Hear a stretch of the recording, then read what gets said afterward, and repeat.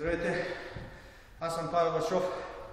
Ще се опитам да ви помогна да тренирате правилно и ще се опитам да ви навигирам в правилни, алтернативни начини за тренировка.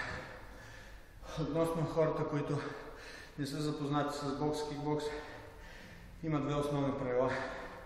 Първото правило е да не играете незагряли и второто правило е, когато играете шувал с ритане, след лява ръка идва десен крак, след дясна ръка идва ляв крак.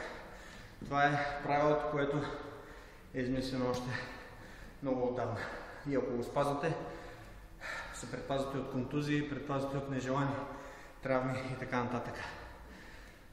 Ако искате едни пълноценни и добри, хубави тренировки, да се чувствате добре, да имате едно добро здраве, без да пиете хапчета, без да пазарувате от аптеките, правете така като мен. Аз съм човек, който работи нормална работа, има нормално добро семейство, гледам детенце и се старая да живея един нормален, пълноценен начин на живот.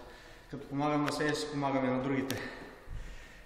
Знам, че имате много въпроси, ще се опитам да отговоря на тях по максимално най-добрия начин в коментарите под клипчетата. Сега една успешна и добра тренировка, един хубав ден от мен ви пожелавам. Отново продължаваме с чувалчето.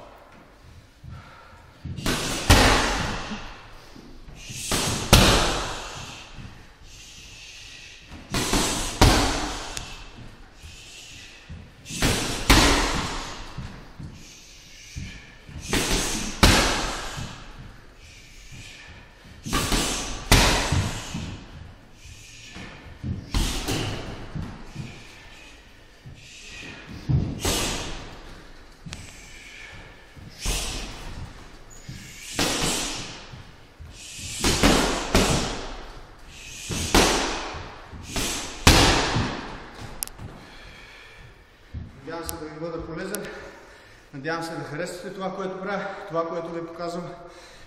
Нека Бог да ви благослови във всяко едно начинание. Помнете, бъдете здрави, бъдете усмихнати. Живота е щастлив, хубав, прекрасен. Едно невероятно благословение от Бог. Чао от мен за сега.